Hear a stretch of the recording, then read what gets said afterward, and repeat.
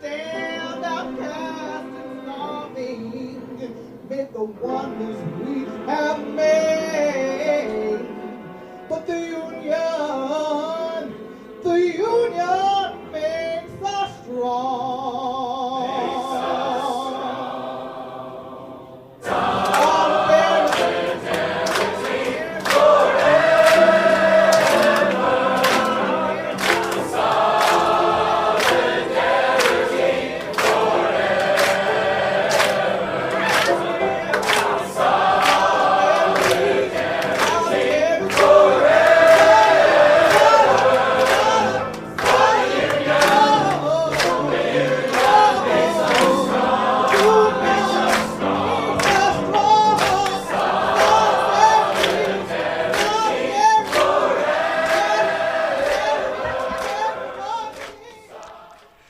Hey everybody, this is Jack Devine, and you're listening to Revolutions Per Minute on listener-funded WBAI radio.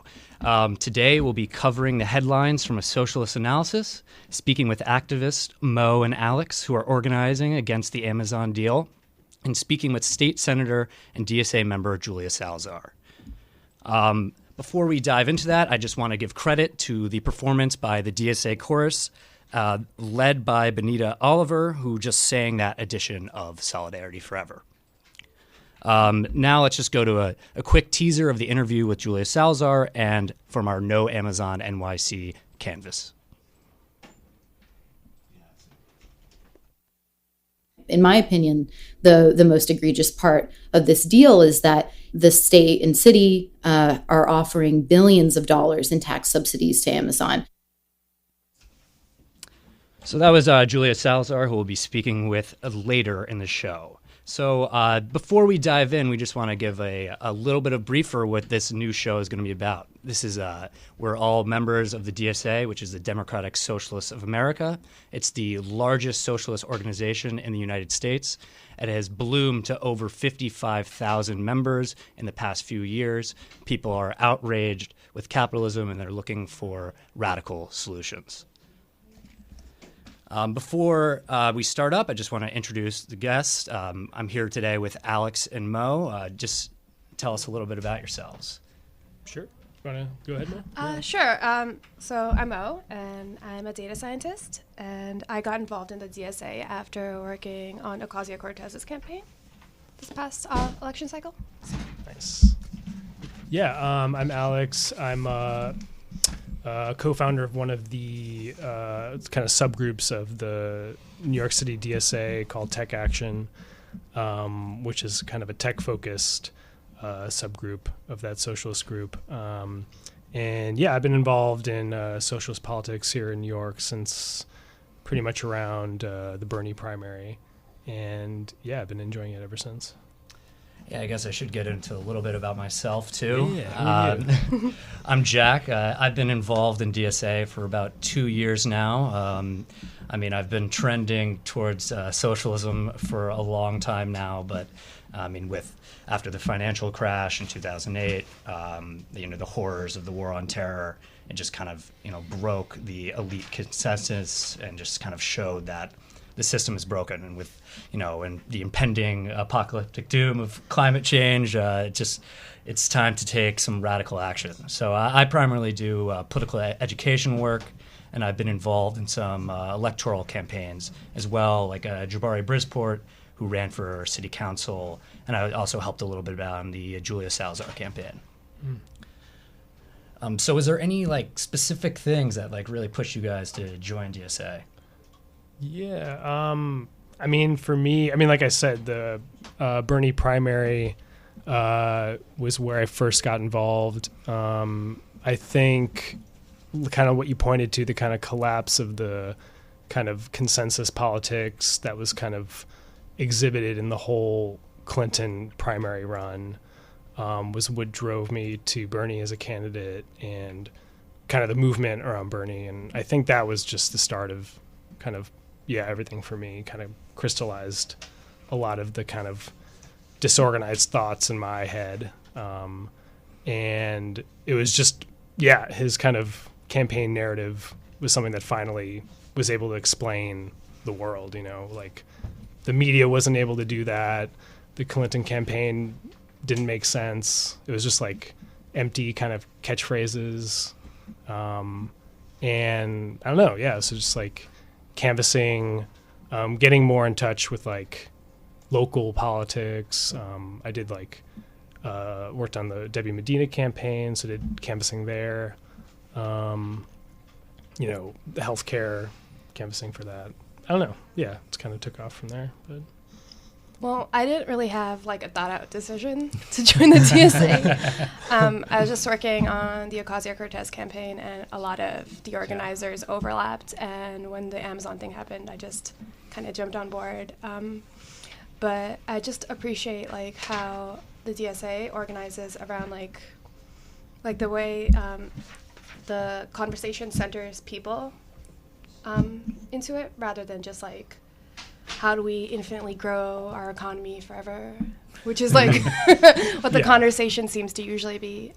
So that aligns a lot more with my values. nice. How do we grow forever until we destroy the planet, kill all the animals? Yeah. That's the basis of human civilization. There's a contradiction there, I think. Yeah. Yeah. I just think like people should be centered in our conversations more than just you know, the way a lot of capitalist economic rhetoric is. So where it's just like the health of like the economy, where it's like measured through GDP and how many new jobs we have. It just like doesn't align with my values as much. I don't think that necessarily means as much about like how people on the ground are doing. So. Yeah, it's like, oh, everything is so great. You hear on the media, oh, the economy is doing great, the unemployment rate is low. But at the same time, people are living, like the vast majority of people are living paycheck to paycheck. Rent is skyrocketing. You know, people can't afford healthcare. I mean, tens of thousands of people die in this country every year because they don't have insurance. And it's just, you know, I think every day the absurdities of the current reality are exposed. It just becomes clearer and clearer that these like contradictions are bursting to the surface. Like, why do we have a for-profit healthcare system? It does not make any sense. It's a waste Doesn't make it of better. resources. No. Yeah. Or more efficient. Yeah. I mean, are there any like particular issues? I mean, I know you mentioned healthcare, but we're gonna be talking about the Amazon deal later today. But has anything like driven to you that really exposed like the absurdity of capitalism? Just like people's behavior in general. Like we were talking about earlier, I was reading a book about the radium poisoning of a lot of women who were working in the factories, and how the company spent so much money on litigation when they could have just paid their medical bills instead of going through all of that. So just in general, like the way a lot of companies' bad behavior, or like the fact that Johnson & Johnson knew there was asbestos in their like baby powder for years and did nothing about it. Like it seems like something you can mitigate. Yeah, and then people just act like this is the natural state of things. There's no alternative. And so what we want to be doing on this show is talking to people on the ground who are fighting every day to build socialism. And, you know, people I think have a misconception of what socialism is, that it's like, oh, the government is going to control your life. But what it really is radical democracy in action. It's empowering people, giving them choice over their day-to-day life, making sure that they're involved in the most important decisions. You know, people do not have power over their health care. I mean, education is becoming increasingly privatized. So rather than kind of finding ways for this small sector of the society, the capitalists, the ruling class, to decide what you should do with your life, we're out here, we're trying to struggle and fight to really empower people so they have actual decision-making abilities, and that so they can have the basic necessities to unleash their creative potential. Yeah. I'd agree with that. I do too, somewhat. All right, I think we're going to transition into some headlines. We're going to primarily focus on some local New York stuff, but at the end we'll give a shout out to a group out in Los Angeles that we think it's really important for people to show some solidarity with. But DSA has this really great online news publication, The Thorn. You can reach it at thethorn.nyc. a couple of the big themes in this week's edition were, everybody's favorite supposed progressive Governor Andrew Cuomo and his constant ability to promise things and then not deliver. After a campaign where he tried to match every one of Cynthia Nixon's proposals about, funding public education and legalizing marijuana and, we're going to repair the subway, it seems like he's constantly taking a step back.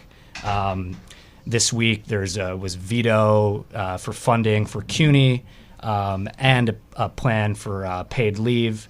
He used while he's using his address to say he's the progressive alternative, but at the same time, taking away resources from our most vital public institutions and then blocking chance for really, it's key, people work hard. They need paid leave if they're having kids. It's insane that this is not a system that we have within this state that claims to be the most progressive in the country. Do you remember what he said about the L train? He said it was not going to be closed, but what was proposed in place of that? The original plan was to have it closed for 3 years, but since he doesn't really want to commit the resources to going all the way, and since some real estate developers were maybe a bit upset that their property was going to decline in value as all the professional class Williamsburgers, head out. Instead, they're going to close the subways on the nights and the weekends. And, you may hear that and say, oh, that's great. That's not when most people are using it. But actually, that's when many working class people need to use the subway to get to work. So it's, again, Cuomo prioritizing wealthy interests over the vast majority of working New Yorkers. And we also just wanted to give an update about a special election that Mayor de Blasio announced for public advocate. It will be held on February 26th. There are going to be around 30 candidates, although by January 15th, that may be narrowed down because of the filing process. Special elections are not, they don't have the usual rules. There's no primary, no party affiliation. It's just whoever's on the ballot, you go out and vote. This will only be till the end of 2019, when there will be, in November of this year, another public advocate election. But I think whoever, steps in and wins the special election will have a bit of a heads up on everyone else, and they have a bit of a platform to push their message. What power does the public advocate have? Do you know anything about that? Yeah, I think it's less. It's like a $4 million budget, but I think that's less important than its ability, as it seems to be the place where a lot of people are climbing up the ladder of New York politics. So I think it could be pretty key for someone with at least socialist affiliated politics to fill that role, so they could take the next step and promote those issues across the city. Like Tish James was the last public advocate, and now she is the Attorney General of New York, which is a really key position. So it's definitely a critical element within New York a stepping stone to higher offices. Yeah, I would say that's the perfect word to frame it as. I think the idea was that they would be the watchdog for the government, and so they have a bully pulpit, and so they can bring up issues. I think they can bring lawsuits on behalf of citizens. So. And just one last headline, a little shout out we want to give to the teachers union and the teachers in general out in Los Angeles. They will be going on strike starting Thursday, January 10th. The schools are under the threat of privatization. The class size there are ridiculous. Per pupil spending in supposedly progressive, liberal California is in not just the bottom half. I believe it's 43rd in the entire country. So they're not just fighting for their higher wages, which they absolutely deserve. They're also fighting for their communities. They've done a lot of really great work in connecting with parents in order to build this kind of like social movement unionism. And it's really a great continuing of all the worker actions, particularly in teaching, nursing, and as well as like the hotel workers, kind of social reproductive strikes. So it's some really exciting stuff going on. So we're just going to head to our brief station break, but you're listening to Revolutions Per Minute on listener-sponsored WBAI New York Radio on 99.5 FM.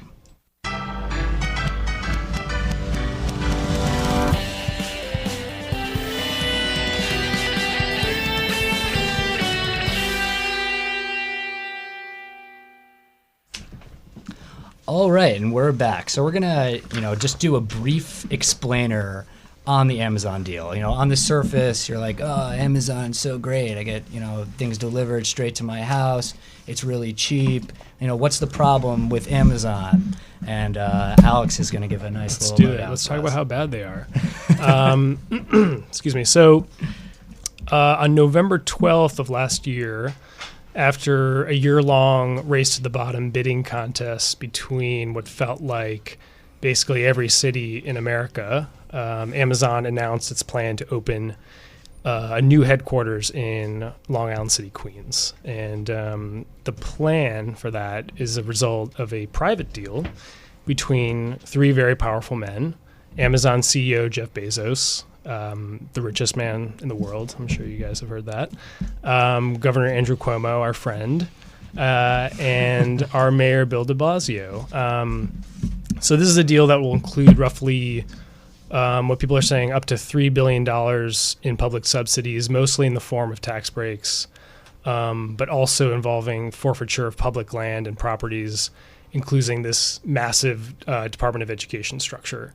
So obviously New Yorkers are upset that this record-breaking amount of public money is being handed over to one of the richest corporations in the world, while our subway system, our schools, our public housing remain critically underfunded. We're upset, because of the displacement it'll cause, the massive dislocation of long-term residents. It's going to increase homelessness. Up to 800 people are expected to be, homeless from this deal. And so DSA and coalition partners are out doing some really great work connecting with New Yorkers to see what their perspective is on the deal and why they're afraid they're going to get pushed out of their homes. So we have some sound right now that we're going to go to. Please enjoy this. I'm Kyle from Brooklyn DSA. In mid-November 2018, Mayor Bill de Blasio and Governor Andrew Cuomo celebrated Amazon's announcement that NYC would be the site of half of its new headquarters. I'm a Bay Area native, where a 15-year tech boom made San Francisco the city with the most expensive rent in the world and a homelessness crisis that the UN called a human rights violation. So I have a personal interest in understanding the effect that Amazon's presence in New York City could have. On December 16th, I interviewed activists at DSA's anti-Amazon campus in Sunnyside, Queens. Hey, I'm Daniel, Queens branch. Come through anytime you want. Queens is the future. What is a canvas? So really, it's just like the, the Julia or the Ocasio campaign. I think even Cynthia, too, people were using the phrase like the radical act of talking to your neighbors, right? Yeah. So, as opposed to the whole mail order or TV commercial sort of paradigm, it's going out and literally, paving the pavement, talking to people, and, honestly, more often than not, activating people who already completely agree with you. These issues are very popular. Universal rent control, healthcare, not liking ICE. So really just giving people an outlet to either support it through electoral mechanisms or to go out and act as activists or canvassers themselves. So this gets people activated. It gets people excited. It's a bit of a virtuous circle or cycle of engagement. And a lot of the folks are more than happy when we text them or post. More often than not, we post something and they reach out to us asking to get involved. Also, helps to be at 5,000 plus members now, which is even if 1% come through, I think 50 people to canvas is pretty awesome, right? So here's one of the field captains training a new canvasser to talk to neighbors in Sunnyside, Queens. A lot of people are cognizant this was not a democratic process. They don't feel listened to. if Jeff Bezos and Andrew Cuomo don't want to listen to you, at least DSA does, a little good PR for us. Then, I mean, that's just an intrinsic point. This was not a democratic, transparent process. Then I vacillate a little between specific and universal, depending on the nature of the building. Good universal one, every New Yorker's pissed that we're giving the richest guy in the world $3 billion. If you perceive that you are in a renter's building and not a cooperative or a house, well, then go to universal rent control. Maybe ask them, by chance, are you a renter? Also very diverse area. People hate ICE. So making them cognizant that Amazon provides the facial recognition software to ICE. And then I had another one. Oh, and if they come out in like an IBW shirt, maybe you want to ask them about unions. Amazon is virulently anti-union. So $3 billion is always a hit. They didn't listen to us is always a hit. And then depending on the conversation or the nature of the building, you may want to include universal rent control, unions, and ICE. People really want to talk way more than like electoral stuff. They will sit and talk to you for like 25 minutes. And often with a weird mix of like, oh, I hate Amazon, but I like Prime, but I hate rent, but I admire Bezos. So just walk with them through that, you know. And I did 60 units in like 2 hours and 45 minutes. Mark from Queens. Yeah, we're standing in Sunnyside, Queens, which is part of Queens Community Board 2, which is like the most ethnically diverse community board in the city. Over 60% of the population is foreign-born, and like Amazon proudly partners with ICE. So not only are they going to displace our community, they're also actively trying to deport our neighbors. Like that, the union busting and all the other that Amazon engages in, it's just like, seriously, it's not a New Deal thing, it's like a no deal. Keep Amazon the hell out of New York. We are in the car with Iffy Ike. She is a candidate for public advocate. We are headed over to the Queens Canvas in Sunnyside for No on Amazon NYC. My brother worked at Amazon for 6 months in a site in New Jersey. There were so many conditions that made it very hard for him to work at the Amazon site. One of which was my mother just literally couldn't hear from him in those 6 months. His phone was not allowed to be on the work floor. The most severe was that he lost 40 pounds in 6 months. And I remember that time just being one of those things where we just thought my brother was just extremely busy, but we didn't realize it was the working conditions that he was under at Amazon. With a company like Amazon that also has built this expectation of getting products pretty much whenever you want it, that means that for the workers, their days turn from like 10-hour days to 14-hour days. And then they go from 2 weeks being on peak season to what happened with my brother ended up being 3 months. So he was literally on this like 10 to 14-hour schedule all the way from Black Friday through tax season of the next year. And every time he asked, like, when is this going to end, there was no end in sight. We live in a city where we have an intense history of taking over land and taking over property from poor communities, communities of color, immigrant communities, and especially Black and brown communities. All of that is important in the history of, you know, how we look at a major player like Amazon, literally the largest global player, coming into our backyard. All right. Welcome back. I hope everyone enjoyed that sound clip about the horrors that Amazon is going to wreak on our local community. So I think what's key here is, you know, we want to cover why Amazon is so bad in terms of, you know, its labor practices. You don't even just look at the United States. You know, what they've done internationally is particularly heinous. You know, in Germany, they were employing a lot of Syrian refugees, and to discourage worker organizing, they hired what is essentially a neo-Nazi security force to make sure that the security force was particularly hateful towards the workers. But at the same time, you know, all of these horrible things have also spurred a lot of great action from workers all across the world. This past year on Black Friday, you had workers in Germany and Spain, across Europe, organize strikes against Amazon in their warehouses that, you know, don't even let people go to the bathroom during the day, that are so rigid in their production that Bezos tried to slip in a patent where he would turn workers into, make them go into cages in order to enforce their stuff. But what we want to talk about here is, there's actions going on in New York. You have at the Staten Island warehouse, you have workers starting to organize, trying to form a union. And then you have really great work that the DSA is doing with coalition partners, specifically around this deal to fight back. So either Mo or Alex, whoever wants to get going on the work that you guys have been doing. Yeah, so our canvassing operation is going to be back up again, so people should look out for that. We're going to be having a meeting tonight to talk about long-term strategy for this. But we are also encouraging people to go to their community board meetings. So there's a bunch of them coming up. We'll announce the dates later. And there's a second city council hearing on the Amazon deal. I know Amazon has been sending out mailers, and they're trying to find community liaisons. Liaisons to go out and talk to the community about how they're so great for small businesses and how they're gonna make New York the best city ever. They're ramping up their propaganda for sure. They're going to be putting money everywhere. Yeah. Yeah. Churches, community groups. We want to make sure that we're going to be on the ground talking to everyone in Queens and making sure that they know, the situation in Seattle and how Amazon had basically just strong-armed the council there into repealing the tax for which they were going to use to fund for homeless shelters, and the way that Amazon just put such a burden on the infrastructure there. I know they had to invest about $1 billion to build new infrastructure just to serve the Amazon headquarters, basically, and the influx of people. And Amazon paid for one cable cart on the train that went there, which is ridiculous when they're using so much of the local infrastructure. So yeah, I mean, it's when it comes to that homelessness tax too, it's there's a pretty clear correlation that when Amazon built their headquarters in Seattle in the years afterward, the homelessness population spiked.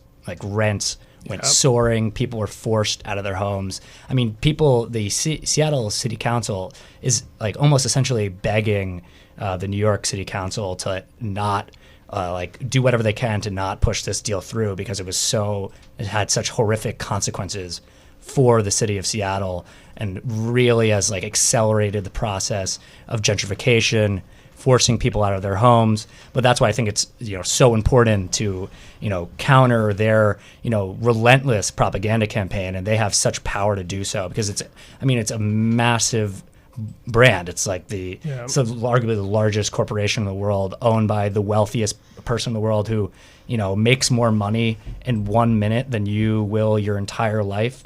So, just when you think about, capitalism isn't so bad, think about how someone supposedly works harder and provides more value in 1 minute than you do your entire life. Yeah.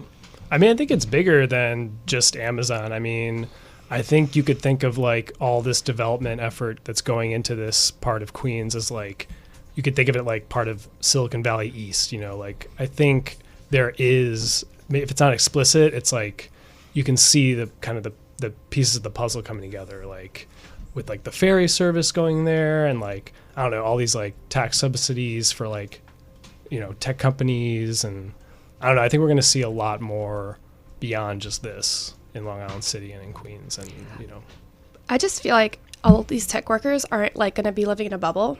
They're going to have needs, and there's going to be more jobs for low-wage workers and service workers. And where are those people supposed to go? Are we going to end up like San Francisco, where no provision everyone is just homeless?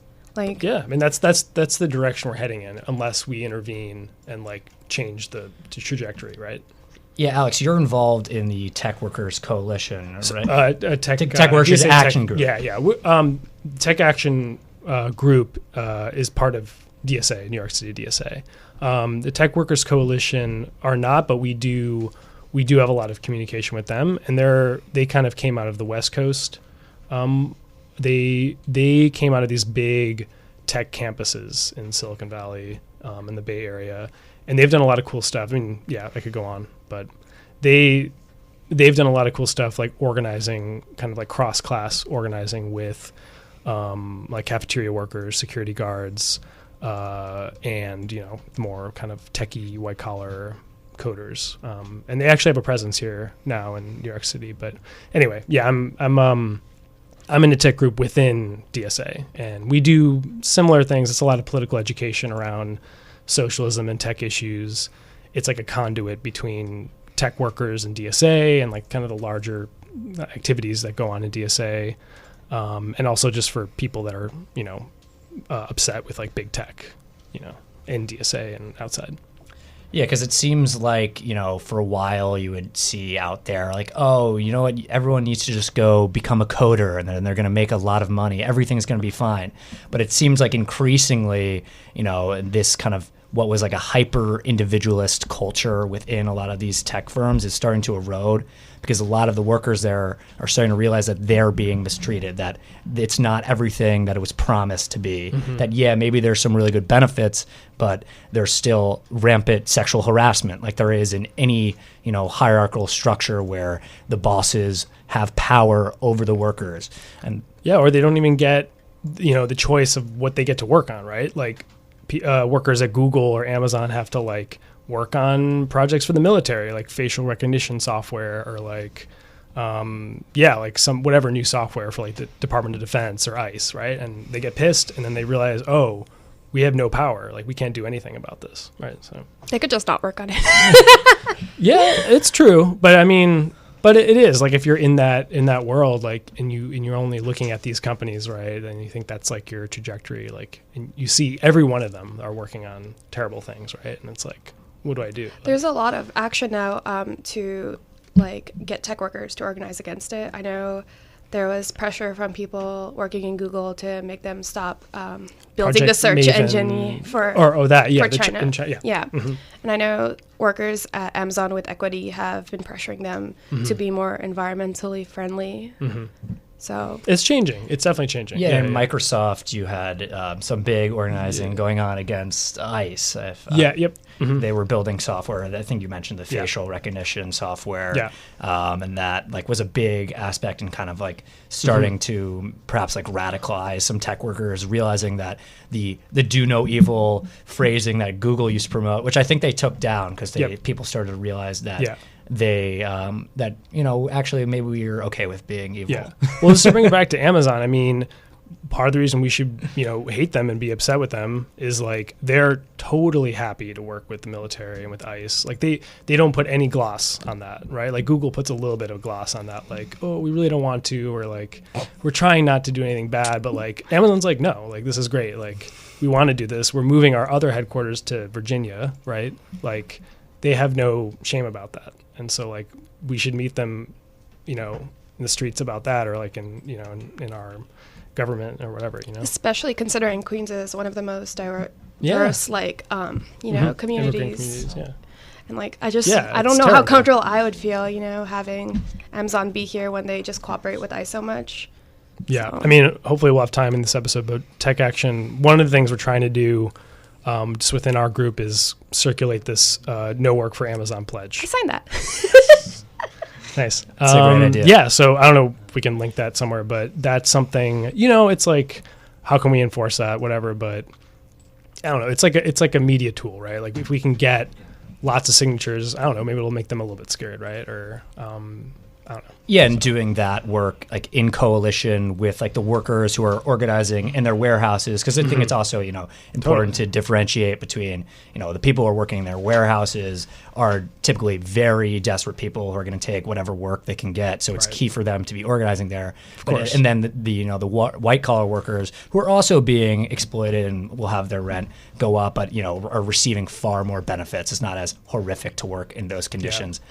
Obviously, that building an alliance between all these different types of workers, that their enemy is the same. Jeff Bezos and the investors are exploiting them at a massive rate, and they have power to change how something like Amazon is organized. Like what's beyond like these struggles, I think we have to start thinking of like what are the alternatives to Amazon, because obviously there's benefits to having international networks of distribution, being able to get goods quickly. I mean, there can be conversations on whether with climate change, whether degrowth is probably the direction that we need to be heading in. But at the same time, there's ways to do this, perhaps in a way that is not focused on growth, but make sure that people can have their goods, but have it worker owned. At the very least, it doesn't have to be in some like one idiot's like hands, right? Like Jeff Bezos. Like at the very least, it can be like owned by the people, right? I don't know what that'll look like, but I mean, that's why also a lot of the tech workers have more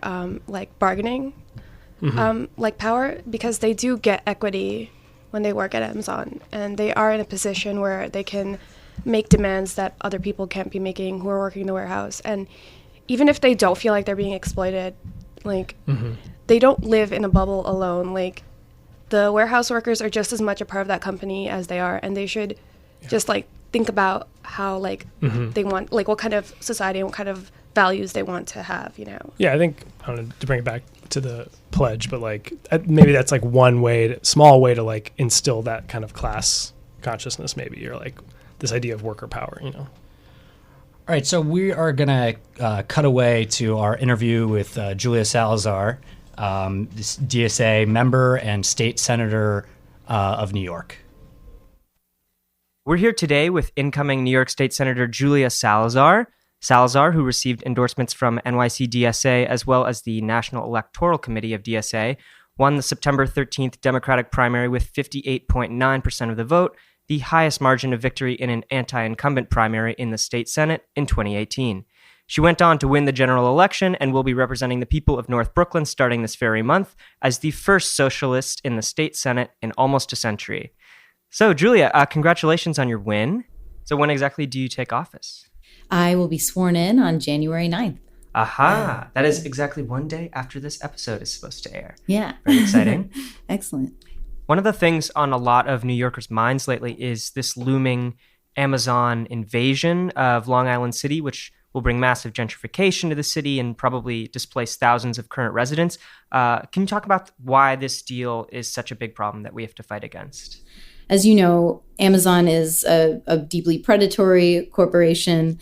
The CEO of which is one of the wealthiest people in the entire world. They also have a long and horrifying record of union busting and terrible labor practices, especially in their warehouses across the world.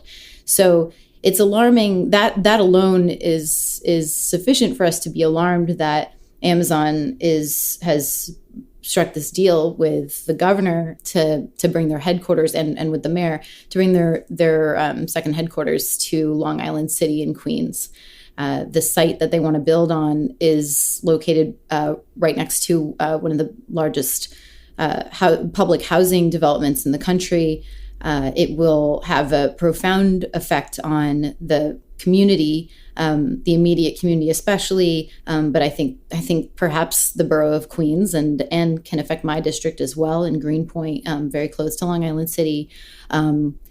And I think, unfortunately, in a mostly negative way, despite the way that it's been marketed to us. But the worst, in my opinion, the most egregious part of this deal is that the state and city are offering billions of dollars in tax subsidies to Amazon.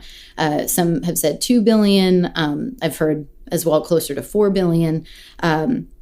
And these, those are tax dollars that we desperately need. At the same time, it demonstrates where our priorities as a state, as a city, are when we are willing to give billions of dollars to Amazon, who does not need an incentive to relocate to New York. Willing to give them billions of dollars in tax subsidies that, really we should be using that state funding to finally fully fund our public schools, right? That alone could nearly cover the gap in foundation aid to our neediest public schools across the state, to finally equitably fund our schools. It could be used to repair the subway, in part. It could go to so many different public needs, and instead will just be funneled to this corporation over the course of several years. And so I think it's really critical that we fight this deal. There's still a lot that we can do to try to stop it, or at the very least try to mitigate the harmful effects and potentially stop the tax subsidies from being included in the deal. Right. So there's a lot of talk about how the deal itself is actually over and done with, but other people are saying that that's not necessarily even true. So is there anything that can be done in the state Senate to actually stop the deal outright? Yes. So there's one thing. Assembly Member Ron Kim is introducing legislation to try to end any and all corporate tax subsidies. So it would preclude us from giving billions of dollars to Amazon to relocate. I think that I think Senator Gianaris I believe it's Senator Gianaris who is going to be introducing the same as in the Senate. And if that passes, that would make, I think, a profound difference on what the deal looks like. I'm not sure that it would be able to stop Amazon from relocating, but it would, really get at the most harmful part of the deal. Additionally, there's something called the Public Authorities Control Board, or PACB, or PACB, that is, one member of this board is appointed by Governor Cuomo, but the other 3 members are of the state legislature, and that board needs to approve this deal. Recently, people weren't sure, because Amazon was able to bypass, in a deeply undemocratic and in my opinion, corrupt, shady way. This Amazon deal was able to bypass the ULURP process, the land use process that developers usually have to go through at the city level in order to move forward. They were able to bypass ULURP, but my understanding is they're not going to be able to bypass PACB. And so if we put pressure on the 4 members of that board to reject the deal, or to force Amazon and the governor and the mayor to return to the drawing board and make it a more democratic process, then I think that's also worthwhile as well. And finally, in order for all of these strategies to be effective, I think we need to continue the grassroots organizing that we've seen in the last month or so since the deal was, or last couple months since the deal was announced. I think that it's been grassroots backlash and progressive candidates who are, myself included, who are truly accountable to the community and haven't been bought out by private interests.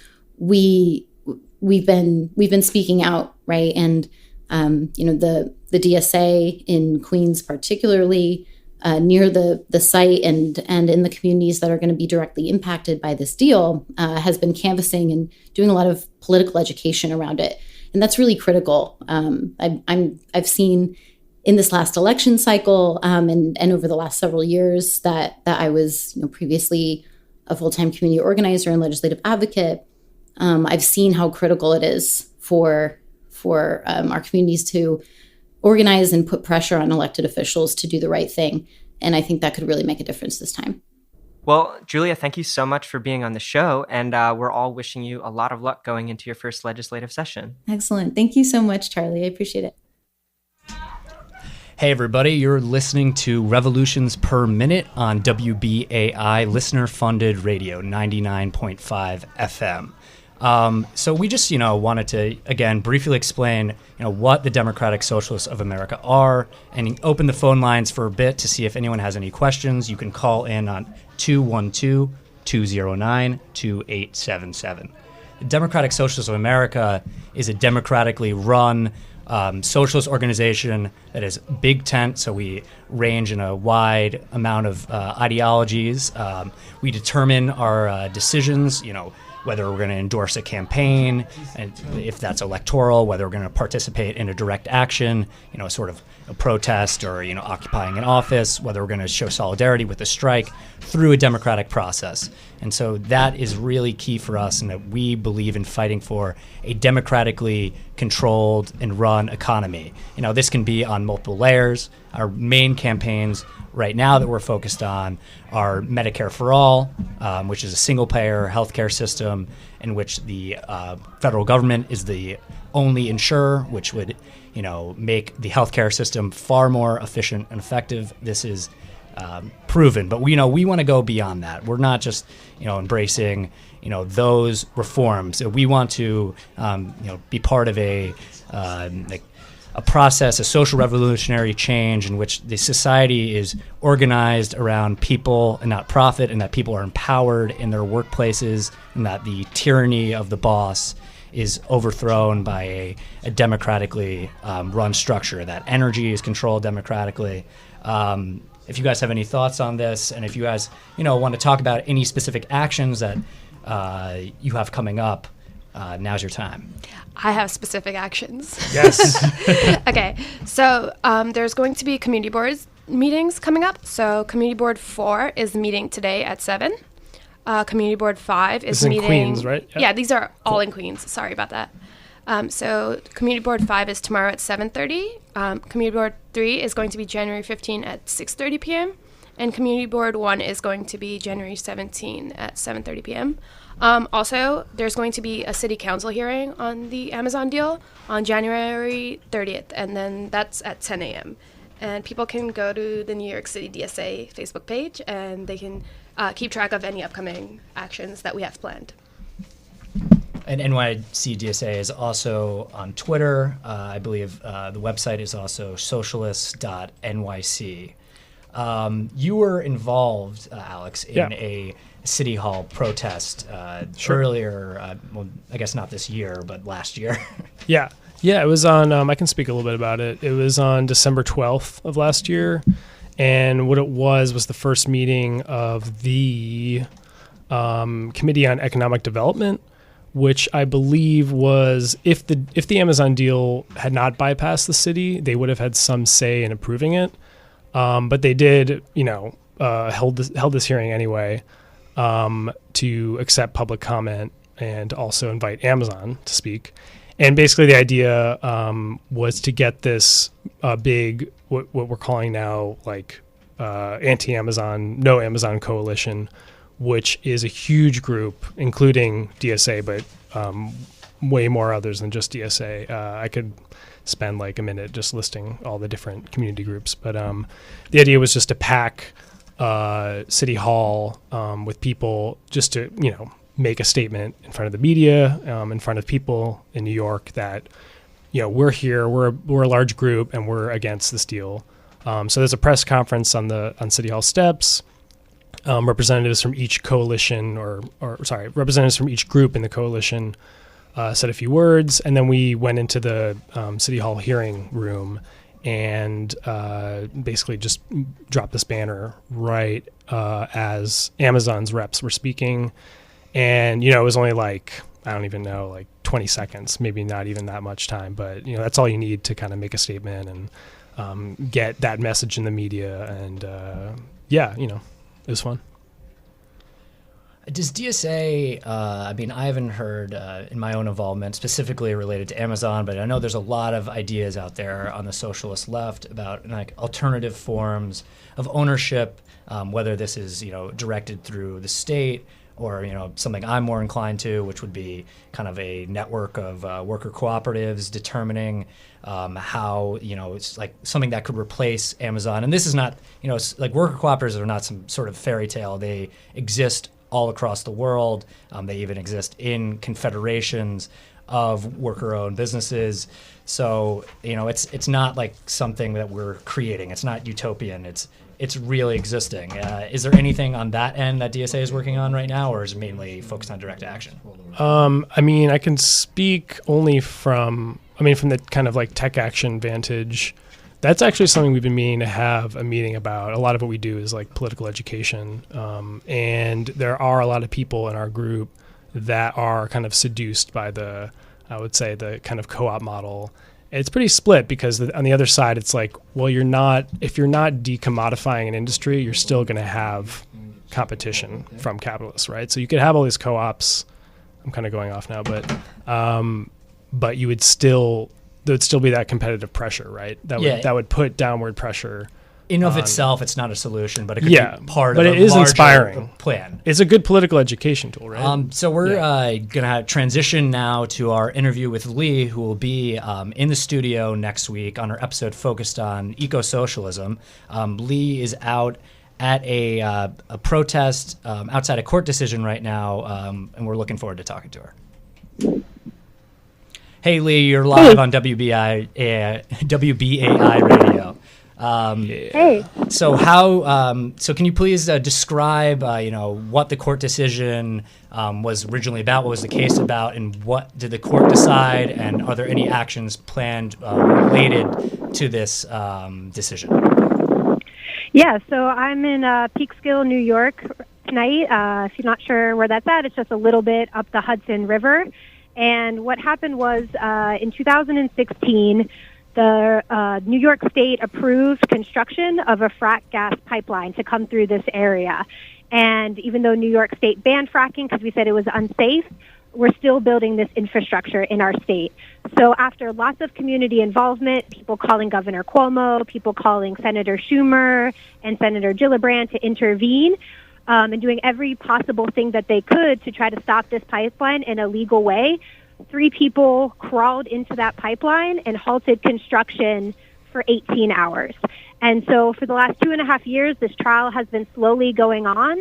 And what the defendants were trying to argue was what's called the necessity defense, that they committed an illegal action because it prevented an imminent and greater harm, that this pipeline contributes to climate change. This pipeline exposes local community members to frack gas pollution. And this pipeline also goes with 105 feet of Indian Point nuclear power plant, which is an aging and failing nuclear power plant. So if there was a rupture in this pipeline, which we know happens all the time, New York City is actually in the evacuation zone. So that puts 20 million people at risk. So they took this action to prevent that greater harm. And that's the argument that they presented in front of a judge. And if the judge found them not guilty today, it would be the first time ever that in a trial, in a climate-related trial, that people were found not guilty by reason of necessity. Unfortunately, the judge came back and found them guilty today. She took a very, very narrow view of the necessity defense and said that since these people didn't file as interveners in the federal process, that they did not do everything possible. They did not exhaust every legal option before committing an illegal act. So in some ways, it was a win because she actually recognized that there is a lot of imminent harm that this pipeline presents when it comes to climate change, when it comes to the risk of it being next to Indian Point, but kind of, took this very narrow legal view and still found them guilty. She also decided, though, that there would be really no penalties. They don't have to do any community service. They don't have to pay any fines. And so we think that's a recognition that she recognized the harms that this pipeline actually presents. And what the community is asking is that Governor Cuomo recognize those same risks.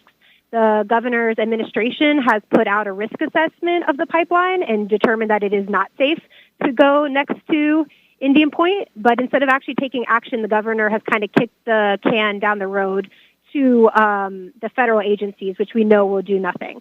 So what people can do is contact Governor Cuomo and ask him to shut off the gas in this pipeline. We need him to be a real climate leader, and we need him to stop investing New York's money in frack gas infrastructure. And next week when I'll be back on the show, since I won't be here, we'll talk a lot more about the different frack gas infrastructure that Governor Cuomo has approved and different ways, like what would a socialist energy plan look like? What would the world look like if we actually owned our own energy? So, the community here is still fighting this pipeline. They're still asking for Governor Cuomo to shut the gas off. When the decision came down guilty, everybody stood up in the audience, turned their backs on the judge, and walked out singing movement songs. So this community is definitely still fighting this pipeline and asking for the gas to be shut off. And like I said, next week we'll talk a lot more about what our energy plan looks like for New York State. Thank you for that really amazing update. It seems to, highlight a lot of the things that we were talking about today that, Cuomo and a lot of the New York Democrats may, put on a friendly face for progressivism, but at the end of the day, they bend their knee to capital. Profit is put over people, and the only way to counter that is to organize on the ground against these, ruling class interests. We have a caller live on WBAI radio.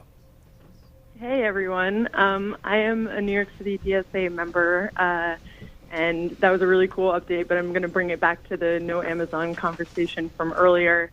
You guys were mentioning that Amazon is ramping up their propaganda campaign, and I saw a lot of people posting on social media that they'd gotten these really awful flyers, like Happy New Year's from your future neighbors, Amazon. And my role in DSA is that I'm a designer and illustrator, and so we're sort of trying to counter this and come up with our own propaganda, if you will. So just sort of a silly or serious question for you all and anyone else who wants to call in. What kinds of imagery, anti-Amazon imagery, do you think would be effective? What would the community respond to? What do you think would be fun? Yeah, I really like those, it's pretty simple, but it's just like the upside down, Amazon smile, right? I mean, that's because you look at it and you're like, oh, is that an Amazon logo? But you're like, oh, wait, something's wrong. Oh, wait, I hate Amazon, So, I don't know, but there's probably other good stuff. My ambitious design idea that I would not be capable of doing on my own would be kind of a utopian dystopian contrast. Like you see the dystopian vision of New York where you have Amazon, we're all kind of Silicon Valley robots being forced to work for 14 hours a day, and then you have a sort of a socialist utopian version where people have actual free time. They're not you show some images with a lot more green energy. I think there's a way to do that. You gotta put on a sticker, man. You gotta fit on a sticker. I think someone can do it. Someone can put it together. I've seen similar things like that before, maybe not focused on Amazon. But I think that's a... Oh, well, I think it'd be cool if someone would just flip the design so that they format it the same as the flyers, but with counterpoints to each of the things Amazon said, because we all know they're not friendly to small businesses or that they care about public schools. Yeah, give people arguments. Yeah, put it directly in there. Yeah. All right, everybody, we've got to wrap up our first show, but thank you for joining Revolutions Per Minute on WBAI Radio. You're about to listen again to the really incredible performance by DSA Chorus and the Harlem-based singer Benita Oliver.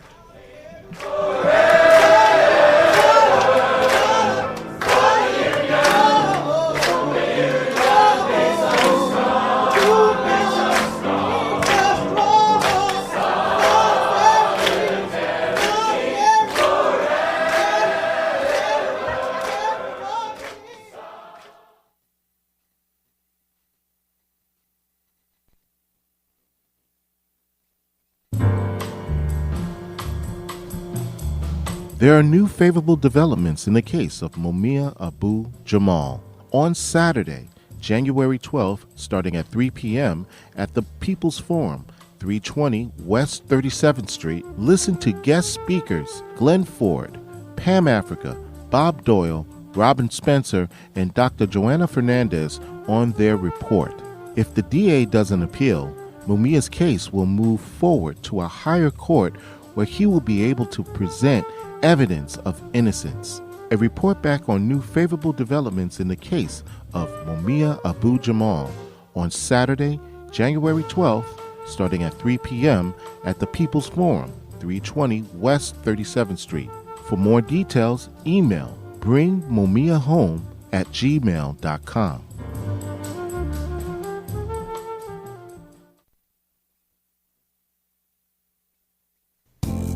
You can live a healthy life and raise a healthy family in a toxic world if you know how.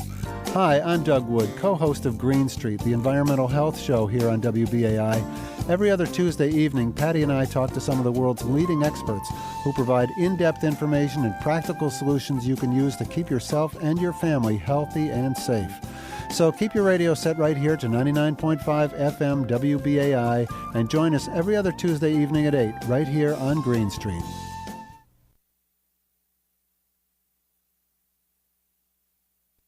This is WBAI New York, 99.5 FM and WBAI.org online. This is a listener-sponsored community radio station providing you a Pacifica state of mind since 1960. And the previous program was the debut broadcast of, Revolutions Per Minute.